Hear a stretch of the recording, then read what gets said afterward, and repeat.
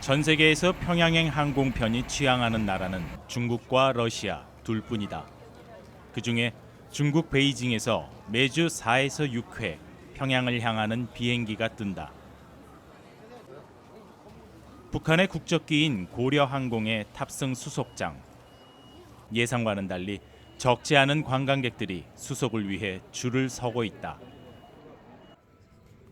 최근 늘어나는 관광객 때문에 베이징에서 출발하는 고려 항공편의 좌석수가 200석이 넘지만 거의 대부분이 만석이라고 한다. 평양까지 1시간 반의 길지 않은 비행시간. 신문과 함께 간단한 기내식도 제공된다.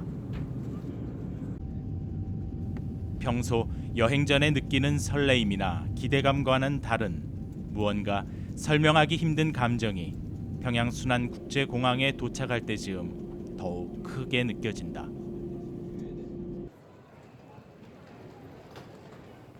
공항 밖으로 나오니 조선국제여행사의 안내원들과 버스가 우리를 기다리고 있다.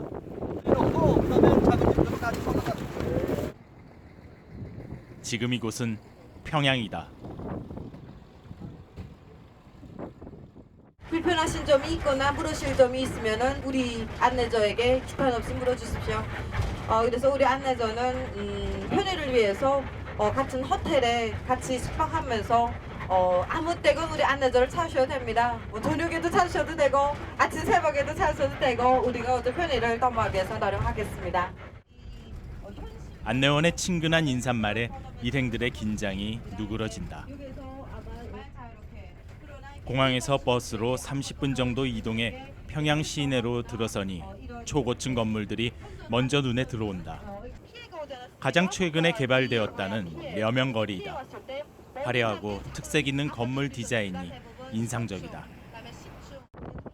평양 시내의 여러 호텔들 중에 4성급 호텔은 양각도 호텔과 우리가 묵을 고려 호텔 두 곳이다.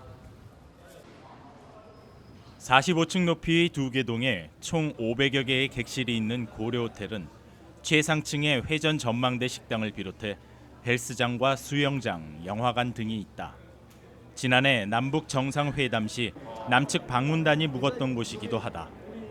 호텔에도 이거 커피점도 있고 그다음에 노래방도 있고 하니까 선생님들도 뭐 노래방 좋아하시면 거기 가서 이렇게 노래도 한잔 먹고 그래도 문제 숙소에 짐을 풀고 난 뒤 처음 찾은 곳은 미래과학자 거리. 2015년 11월에 개장한 이 거리는 과학기술 및 인재를 중시하는 북한의 정책으로 김책공업대학의 과학자와 교육자들을 위한 연구소와 주택들이 모여 있는 곳이다. 관광객들에게 이곳은 관광 코스 중 하나이지만 북한 주민들에게는 일상의 공간이다.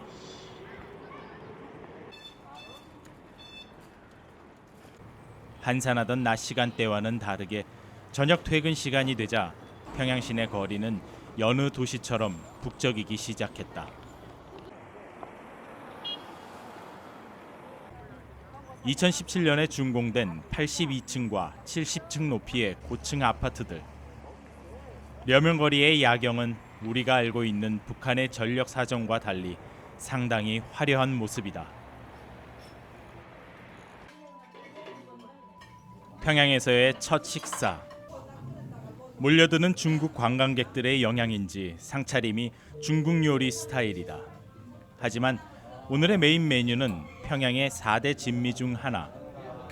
이름은 평양 숭어탕입니다. 네, 대동강에서 나온 숭어로 요리한 건데 건강에도 좋고 숭어, 두부, 그다음에 여러 가지 남새들 다 들어가지고 평양식으로 끓인 숭어탕입니다. 북한의 국주로 지정된 평양주와 함께하는 대동강 숭어탕의 맛은 어떨까? 너무 맛있어요. 너무 짱이에요. 아니 캐나다에서 태어났으면서 이런 거 먹어본 적 있어요? 매운탕은 먹어봤는데 이렇게 맛있는 거는 못 먹었어요. I've had 매운탕 at home. Like my mom would make it, but I never liked it. But until I came here, and it was like the best thing ever. TV 화면으로만 보던 평양의 모습이 아직은 실감이 나지 않는 첫날 밤이다.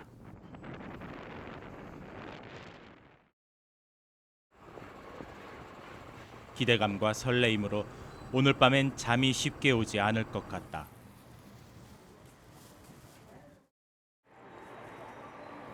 평양 시내에서 가장 붐비는 평양역 앞. 출근 시간이 조금 지난 시간대임에도 버스와 택시, 노면 전차와 무궤도 전차를 타고 내리는 사람들로 분주하다. 역전합 풍경이 30-40년 전 서울의 모습과 흡사하다. 평양 시내 관광 중 필수 코스 중 하나가 지하철 체험이다. 평양 시민들과 함께 뒤섞여 지하철을 탄다는 건 흥미로운 일이 아닐 수 없다. 요금은 거리에 상관없이 1회 승차 기준으로 북한 돈 5원, 약 5센트다. 대부분의 평양 시민들은 충전식 카드를 사용한다고 한다. 17개 요가 2개의 러선으로 되어 있습니다. 청윤장 길이는 35km. 그러니까 모르시는 여기 처음 지하철도 이용하시는 분들은 이렇게 누르면은 자기가 가시는 위치를 누르면은 어느 역까지 간다는 걸 알 수 있단 말입니다. 1973년에 천리마선, 1975년에 혁신선이 개통된 평양 지하철은 평균 깊이가 90m로 제일 깊은 역은 150m 지하에 위치하고 있어 세계에서 가장 깊은 곳을 달리는 지하철이다. 2개 노선의 지하철만으로 250만 평양 시민의 발이 되기에는 부족할 수밖에 없는데 이를 노면 전차와 무궤도 전차가 메워주고 있기는 하다. 향후 천리마선과 혁신선 사이에 신규 노선을 건설할 예정이라고 한다. 세계에서 16번째 크기로 10만여 명을 수용할 수 있다는 김일성 광장. 행사가 없는 평일 오전이라 한산하기만 하다. 국립중앙도서관격인 인민대학습당을 비롯해 주석단, 종합청사, 조선중앙역사박물관 등이 광장을 둘러싸고 있다. 수학여행차 조선미술박물관의 단체 관람 온 학생들이 눈에 띈다. 김일성 광장과 대동강을 사이에 두고 서 있는 주체탑. 2만 5천여 개의 화강암으로 만들어진 주체탑은 170m 높이로 전망대에 올라가면 평양 시내를 한눈에 볼 수 있기 때문에 관광객들은 꼭 들려봐야 할 곳이다. 평양시는 대동강을 중심으로 동평양과 서평양으로 나뉘는데 려명거리, 창전거리 등 최근 재개발된 서평양과 개발된 지 30년이 넘은 동평양 지구 건물들의 모습이 상당히 대조적이다.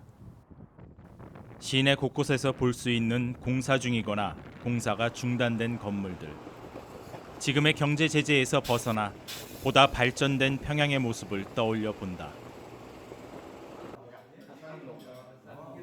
점심 식사를 위해 찾은 한 식당에서는 북한식 샤브샤브라는 메뉴와 함께 특별한 공연이 우리를 기다리고 있었다.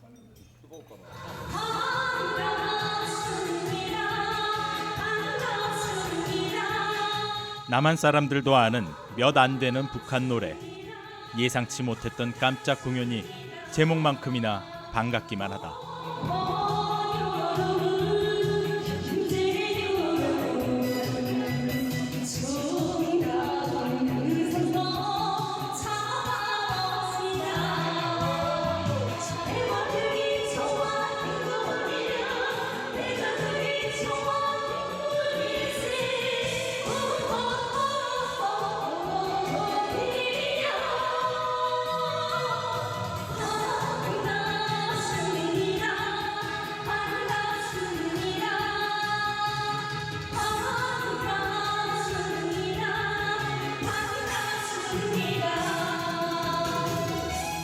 관광객들이 찾는 평양의 대부분의 식당에는 작지만 공연을 할 수 있는 무대가 준비되어 있고 식당의 종업원들 모두가 노래와 춤솜씨가 뛰어나다고 한다.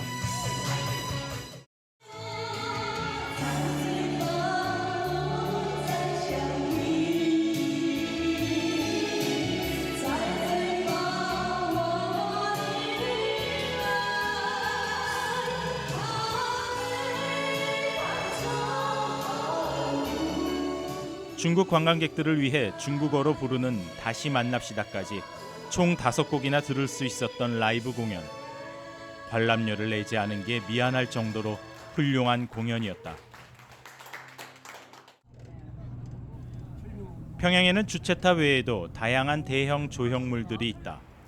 천리마 운동을 상징하는 천리마 동상을 비롯해 대부분의 조형물들은 예술적 가치나 건립 목적을 떠나서 평양을 찾는 관광객들의 눈길을 끌고 있다. 김일성 경기장 옆에 위치한 개선문이 가장 대표적이다. 여기가 원래 이거 건설 운동장이었단 말입니다.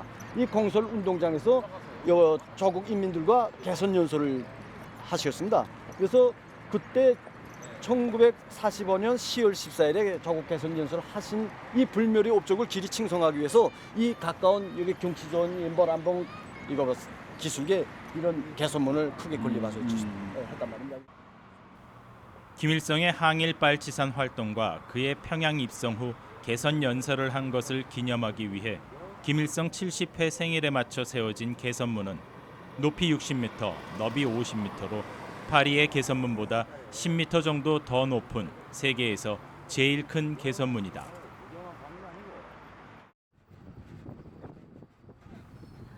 퇴근 시간 무렵 평양역 앞은 다시 붐비기 시작한다. 저녁 식사를 위해 호텔로 향하던 우리 일행은 계획을 바꿨다. 예정에 없던 대동강 맥주집을 가기로. 우리가 찾은 곳은 주체탑 바로 맞은편에 있는 대동강 3식당. 이곳은 3개층의 상점과 식당, 노래방 등이 연회장과 함께 있다. 남한이나 북한이나 맛집에서 자리 나길 기다려야 하는 건 마찬가지다. 밀려드는 손님으로 종업원들의 움직임이 분주하다. 현재 평양시내 식당에서 판매되는 대동강 맥주는 한 ga지 종류로 7가지 종류의 생맥주를 모두 맛보기 위해서는 대동강 생맥주집을 와야만 한다. 哎，我们原来没有这个计划的嘛，突然间能跟朝鲜的老百姓一起，我们觉得很难得的机会。日本のビールよりずっと美味しいと感じてます。얼마나 좋은지 모르겠어요. 대단히 좋아요, 대단히. 평양에서도 치맥이 인기라니 내가 한국에 있나 잠깐 헛갈린다. 처음 맛보는 대동강 맥주만이 이곳이 평양이라는 사실을 알려준다. 개성 날씨가 서울 날씨와 비슷합니다. 네, 서울 개성에서 오늘은 평양에서 2시간 반 거리에 있는 판문점으로 향하는 날. 시내와는 달리 평양을 조금만 벗어나도 북한의 도로 사정은 열악하다. 불춥니다, 이 도로가. 그래서 우리 이렇게 손님들에게 말하듯이 이렇게 돈을 받지 않은 안마를 받으실다. 예, 그러니까 아니면은 이렇게 놀이장 같은 데서 롤러코스터, 예, 이게 롤러코스터 타듯이 이렇게 한다 하는 그런 말이 있었으니까, 그러니까 그렇게 이렇게 기분을 상쾌하게 자 이거 내가 이렇게 해도 돈 주지 않는다. 이거 공짜 안마다. 뭐 그다음에 이거 무슨 롤러코스터 돈 내지 않고도 이게 탈 수 있는 것이다 하는 마음이면 이게 기쁘게 우리가 이 고속도로 상에서 기쁘게 다를 거라고 생각합니다. 안내원의 재치 있는 유머로 가깝지 않은 거리를 한달음에 내달린다.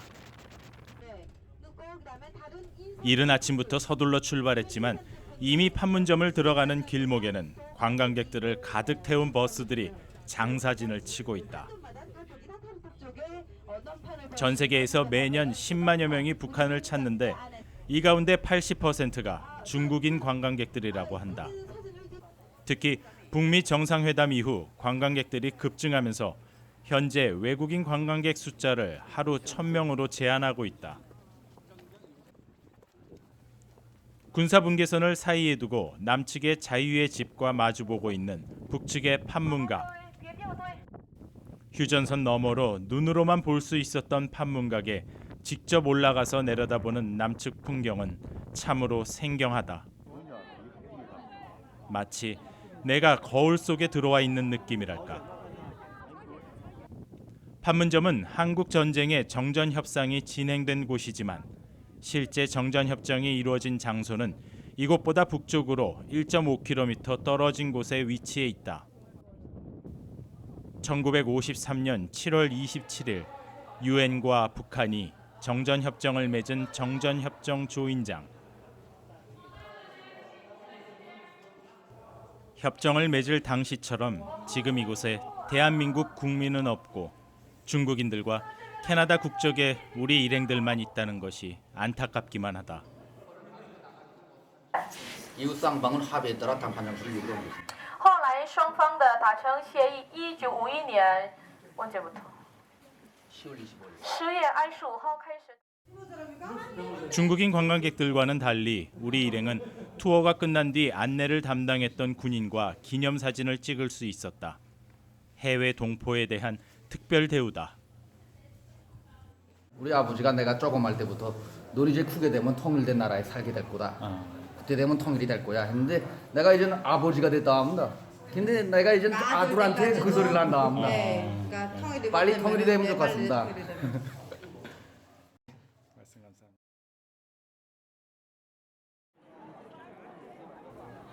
우리는 과연 통일된 조국을 우리 아이들에게 물려줄 수 있을까? 판문점을 뒤로하고 천년의 역사를 가진 고려의 수도 개성을 향한다. 천년의 역사를 가진 개성시입니다. 그래서 고려의 수도로서 개성공단이 운영될 때만 해도 인구가 20만 명에 이르렀다고 하지만 중단된 지 3년이 넘은 지금의 개성 시내는 한산하기만 하다. 고려시대 최고의 교육기관이었던 고려 성균관. 현재는 고려 박물관으로 쓰이면서 고려시대 유물 천여 점을 전시하고 있다. 고려가 918년부터 1392년까지 475년간 존재했습니다. 그래서 근 500년간 고려의 수도였기 때문에 우리 개성에 유적, 유물, 전설, 일화들이 많습니다. 그래서 2013년에 바로 여기 성균관을 비롯한 개성의 12개 유적이 세계유산에 등록됐습니다. 여기부터 먼저 봅시다 우리.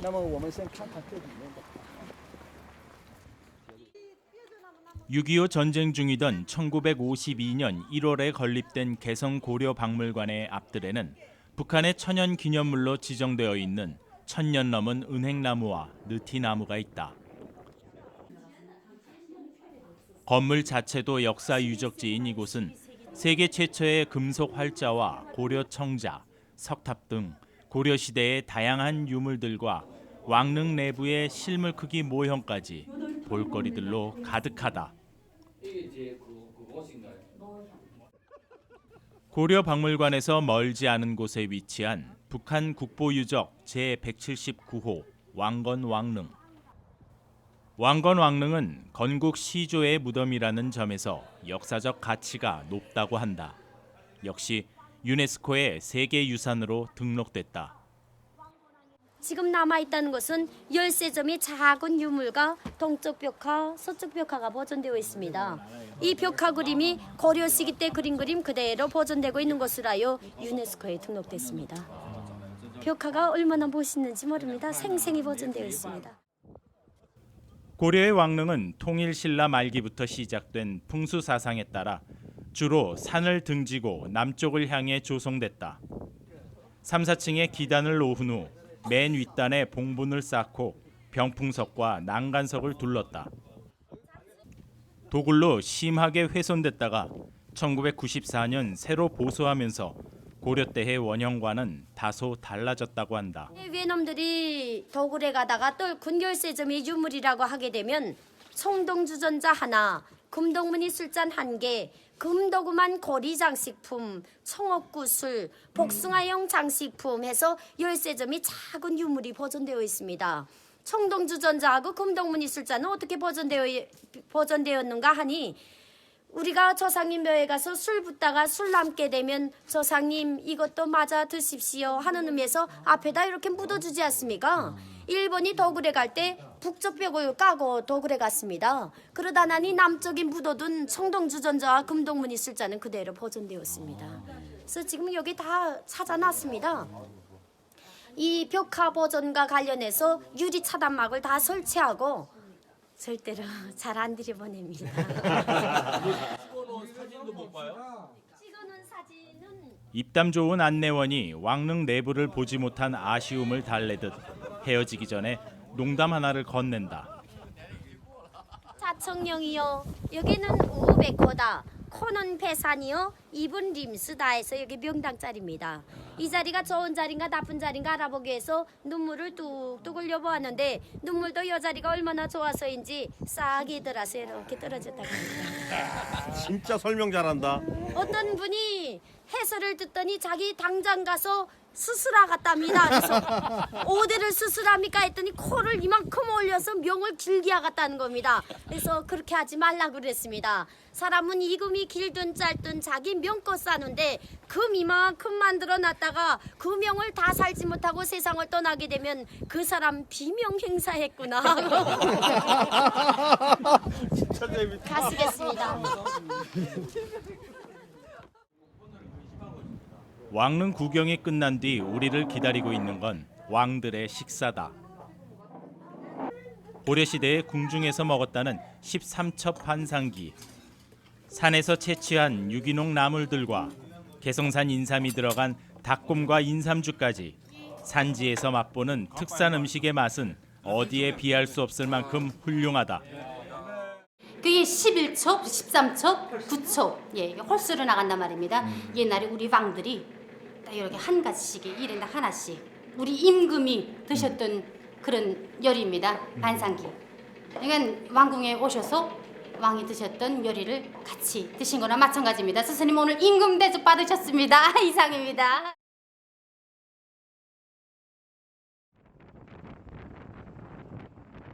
평양으로 돌아와 향한 곳은 이날 일정의 마지막 장소인 평양 대극장이다. 북한의 대표 예술단 피바다 가극단의 계절의 노래 공연을 관람하기 위해서다. 1960년에 완공된 평양 대극장은 평양 최초의 대규모 극장으로 2009년 대대적인 리모델링을 통해 1,300여 석의 관람석과 최신 음향 및 조명 설비 등을 갖추고 있다. 평일 저녁임에도 공연 시간이 가까워오자 무대 앞 좌석은 평양 시민들로 가득 찼다. 700여 명의 단원으로 구성된 피바다 가극단은 평양 대극장의 상주 단체로 월 20회 정도 공연한다고 한다. 계절의 노래는 피바다 가극단의 주요 레퍼토리 중 하나로 가극은 아니고 계절별 민속놀이와 농촌 생활을 표현한 각각의 무용 소품들을 하나로 묶어낸 민속 무용 조곡이다.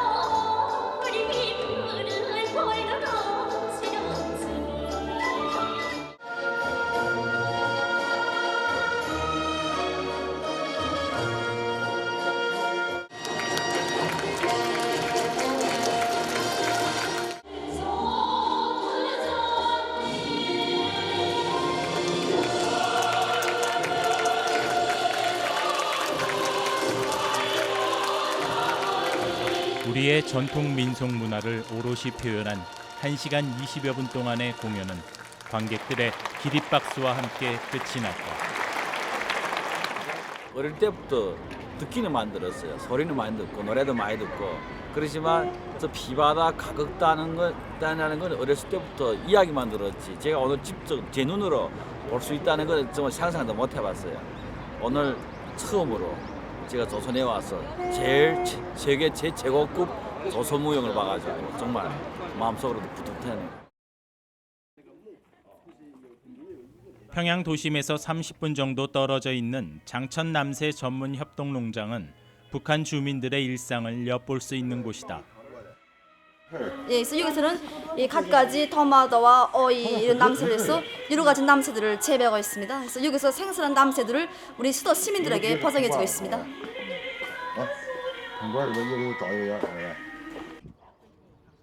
이곳은 북한의 대표적인 현대식 대규모 농촌 마을 중 하나로 400세대 1,300여 명의 농장원이 거주한다고 한다. 그래서인지 마을 안의 농장과 온실 외에 주민들의 주택과 병원, 문화회관, 타가소 등 각종 편의시설을 갖추고 있다. 무엇보다 인상적인 건 집집마다 달려있는 태양열 지별판과 태양광 플레이트. 온수와 전기를 자체적으로 해결한다고 한다. 배터리도 태양열로 충전해서 버는 거니까 불 지난 시기는 옛날에는 불 안 하면 야 텔레비전이란 거 해야 되는데 불 안 하면 해야 되는데 이제는 그런 게 없어졌다고 합니다. 100% 막당 다. 그래서 햇빛만 나면 충전기 가면 텔레비 보니까 그냥 매방에 조명 싹 다 해놓고. 거주민의 동네 자랑에 주택 내부가 어떤지 궁금해진다. 방 두 칸에 작은 거실과 부엌이 있는 이 집은 80년대 우리네 농촌의 집들을 연상케 한다. 우리 어릴 때도 이렇게 이거만 더 컸거든. 이게 큰. 어렸을 때 어디 사셨었어요? 연변에 살았어요. 아 비슷해요 지금 여기. 비슷하지 구조 비슷하고 우리 근데 이걸 이제 우리는 이걸 식장을 했거든. 식장. 그 위에 호래를 얹어놓고 어릴 때는 이렇게 생활했습니다. 우리 연변에서는. 신지는 얼마나 되셨어요? 여기서 태어났습니다. 아 진짜요? 예. 설마 이 집에서? 예. 자신이 태어난 집에서 자식을 키워본 사람이 얼마나 될까?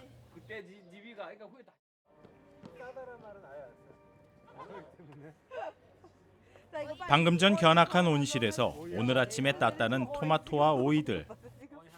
화학 비료를 전혀 쓰지 않았다는 유기농 과일과 채소들이다. 이거요 원래가 오이 맛이 나요. 원래 맞아. 옛날 어릴 때 어릴 때 먹는 후에 거랑 맛이 안 나는데. 이거 장천 샘물로 아니 진짜 옛날 오리지널 어릴 때 먹던 그 맛이. 몇십 년 만에 이거 먹어본 거. 야 오이 잘 팔리네. 오이 없었으면 큰일 날 뻔했네. 100원에 주죠. 대동강을 지나다 보면 유난히 눈에 들어오는 한옥 양식의 건물이 있다. 바로 또 하나의 평양 4대 진미, 평양냉면을 맛볼 수 있는 옥류관이다. 1960년에 개업한 옥류관은 지난해 남북 정상회담 이후 전 세계적인 유명세를 타고 있다. 예, 어렸을 땐 자주 왔습니다. 그러면은 어찌 됐건 한 뭐 40년 전에. 그저 그 정도 됩니다. 그때랑 지금이랑 맛이 어때요? 맛이 그때보다 더 좋아졌습니다. 아, 예. 근데 어렸을 때 먹을 땐 아이 때는 대체로 국수를 좋아 안 하니까. 근데 어렸을 때는 그 인상을 세게 받지 못했는데 점점 자라면서 그좀 먹으면서 보니까 국수가 진짜 우리 민족의 진짜 음식이라는 걸 피부로 느낀단 말입니다. 본관과 별관 합쳐서 2,000석이 넘는 옥류관의 하루 평균 냉면 판매량이 10,000그릇 이상이라고 하니 그 맛을 굳이 말로 설명할 필요가 없을 것 같다. 요즘 평양 시민들에게 인기 있다는 쟁반냉면. 식초가 육수물에 떨어지면 육수물 맛이 달라지니까 육수 맛이 전반적으로 달라진단 말이에요. 말로만 들었던 평양냉면 먹는 방법은 직접 해보는 맛. 꿈이라 불리는 냉면이 고명은 보는 맛을 즐기게 한다.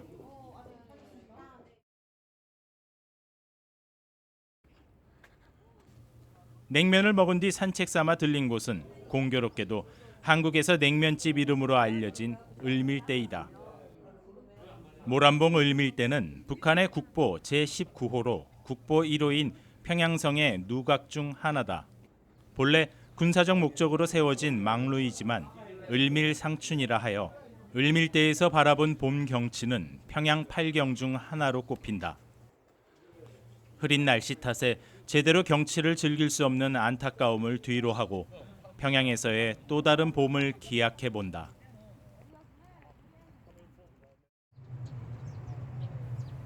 여행의 마지막 날 아침 일찍부터 찾은 곳은 숙소 바로 근처에 있는 우표 전시관이다. 여행의 막바지라 더 이상 갈 곳이 없는 건가라는 생각은 당연히도 빗나갔다. 46년도가 제일 처음이란 말입니다. 우표가이. 네. 근데 그때 거는 다 나갔단 말입니다. 그러니까 지금 현재는 54년도, 50년도 거 그때 거 있습니다. 그다음에 저쪽 뒤에 판에 46년도부터 전시는 돼 있습니다. 이곳에 전시된 우표들은 독립운동 시절부터 분단 이후 70년에 이르는 동안 한반도 북쪽의 역사를 파노라마처럼 보여준다. 북한은 해방 직후인 1946년에 첫 우표를 발행한 이후 지금까지 6천여 종의 우표를 발행해 왔다고 한다. 제일 비싼 건 $50. 어떤 우표예요? 제일 비싼 거? 요겁니다. 이건 얼마예요? 150입니다. 150달러? 네. 150달러? 네. 뭔데 그렇게 비싼 이유가 뭐예요? 없지. 재고가 요거 하나밖에 없어요. 재고가 요거 한 장 다 싸면 그다음에 다시 쌀 수는 없단 또 말입니다. 만드는데. 이렇게 못 만듭니다. 이렇게. 못 만들어요? 예. 그때 인쇄 정리질 지금 인쇄법하고 이게 다르니까 이렇게 못 나온단 말입니다. 그래서 옛날 게 껄떡돼서 비싸단 말입니다. 한 장 나가면 다시 못 만드니까.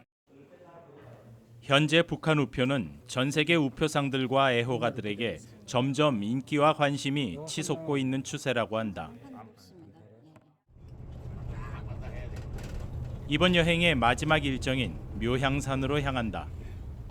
금강산, 백두산과 더불어 북한의 3대 명산으로 손꼽히는 묘향산은 다른 두 산과는 달리 교통이 좋고 평양과 가깝기 때문에 많은 관광객들이 찾는다고 한다. 만 가지 폭포를 볼 수 있다는 만폭동. 정상인 향로봉까지는 3시간이 넘게 걸리기에 초입만 올라가 보기로 한다.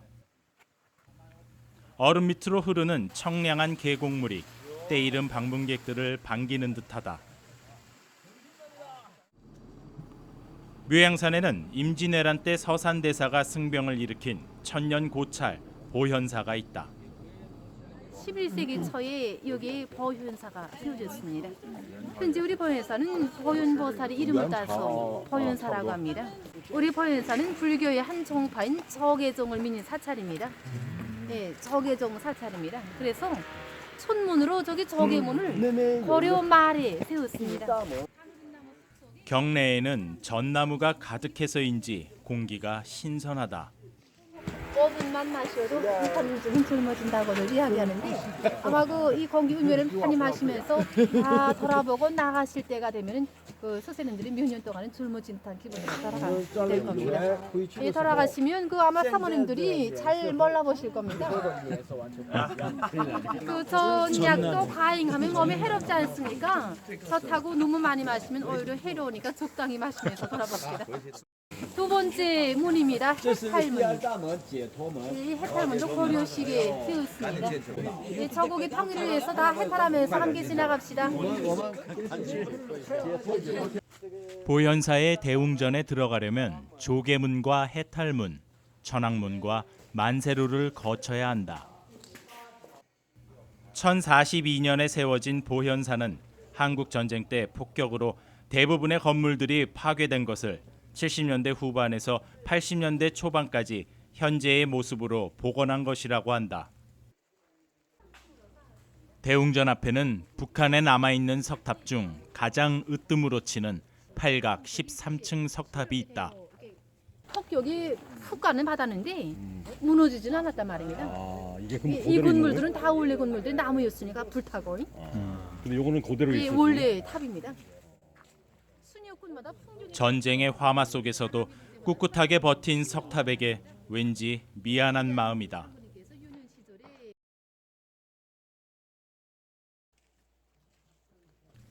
개성에서부터 이곳 보현사까지 계속해서 머릿속을 맴도는 상념이 하나 있다. 분단으로 헤어져 산 70년을 제외하고는 우리와 함께한 5,000년 역사와 문화유산을 이들도 자랑스럽고 소중하게 여긴다는 것이다. 거래박물관에서 이거 팔만대장경 버전거 이거 봤죠? 이겁니다. 빠완 따 장징 그러니까 대장경이 장징거 고려시기 16년간에 걸쳐서 출판한 대장경. 보현사는 8만 대장경 인쇄본 6,793권을 보존하고 있다. 그러니까 먹판은 남아 있었는데 그것으로 찍은 책은 뭔가 불탔단 말이야. 정리니까 불타서 30년대 우리가 해사 먹판을 나가서 찍어온 겁니다. 일제 때니까 대장경 출판이 3차 했지 않았습니까? 1011년부터 1차 시작돼가지고 이게 1236년부터 1251년까지 이게 3차 출판한 책이란 말입니다. 현재는 3차만 남아있으니까 고려 시기에 그 만든 먹판으로 찍은 책이 남아있는 거는 여기밖에 없단 말입니다. 경내 한켠에 있는 한반도 모양의 향나무처럼 이들과 우리의 뿌리가 같다는 것이 새삼스럽게 느껴진다. 보현사 관람을 마칠 때쯤 우리 일행은 흔치 않은 기회를 얻었다. 북한 국보 유물 제162호인 유점사종을 칠 수 있는 기회. 유점사종은 한국 전쟁 당시 금강산 유점사가 파괴되면서 땅속에 묻혀 있었다가 전후에 발굴되어 이곳으로 옮겨졌다고 한다. 높이 2.1m, 7.2톤의 무게에서 내뿜는 종소리는 웅장하면서도 청아하다. 종소리가 남기는 긴 여운 속에 간절한 통일의 염원을 담아본다.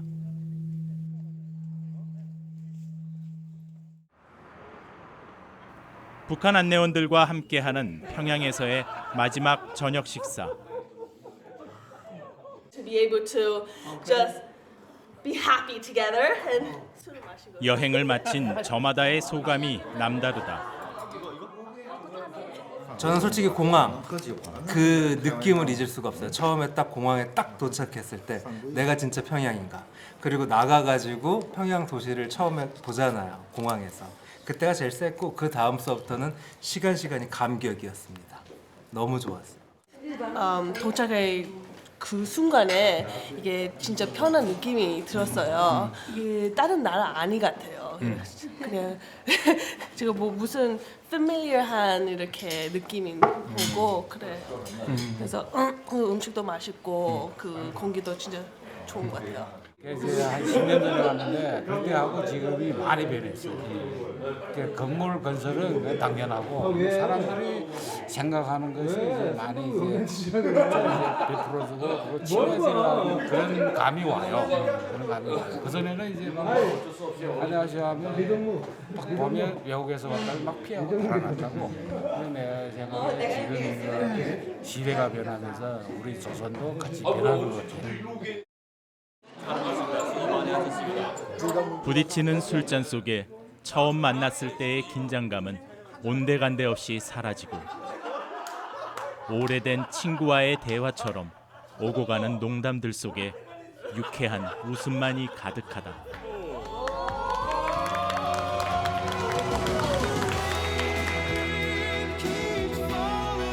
지난 시절의 남한과 비슷하면서도 이국적인 풍경들. 같은 한식이지만 생전 처음 맛보는 음식들. 그리고 책으로만 배웠던 직접 눈으로 본 유적과 유물들. 모든 것이 새로웠지만 한편으로는 모든 것이 익숙한 느낌이다. 전 세계 어느 나라를 가더라도 느껴지는 이질감이 이곳에는 없다. 오히려 가끔 목구멍까지 울컥하고 치밀어 오르는 감정이 우리가 한 핏줄임을 느끼게 한다. 누구나 여행을 마치고 돌아갈 때 느끼는 아쉬움과는 다른 이 감정을 오랜만에 모국을 방문한 뒤 캐나다로 돌아올 때의 감정과 비교할 수 있을까? 이번 여행의 일정은 짧았지만 그 여운은 상당히 길 것 같다.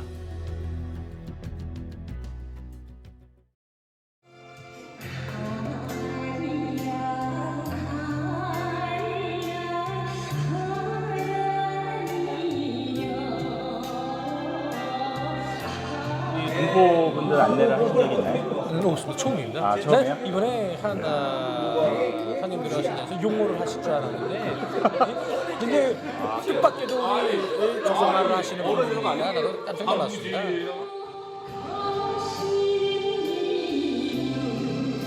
안내를 한다는 그런 기분보다 같은 동포들을 만났으니까 한 동네에서 한 동네 아저씨들 삼촌 만들기를 오빠 아니 삼촌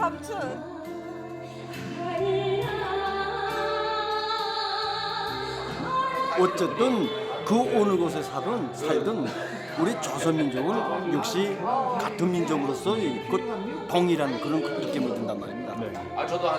중국에 살든 카나다에 살든 유럽에서 살든 조선민족은 다 같습니다. 제가 말하고 싶은 건 그겁니다.